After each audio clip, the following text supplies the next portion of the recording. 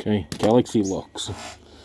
Took me a little while to get this code bar out, but I took the code bar out.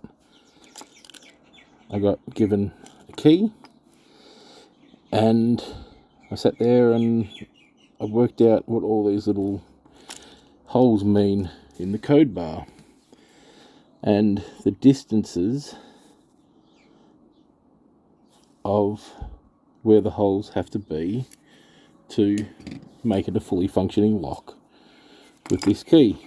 So now my plan is to put this code bar back into that lock and test it to see if I am successful. So I'll be back in a second. Okay, tension it from the back. I may have still got to make a pick to pick them from the front. Okay, here we go. Nope, well, there we go. A little bit sticky, but there you go. Fully functioning Galaxy lock. Cheers.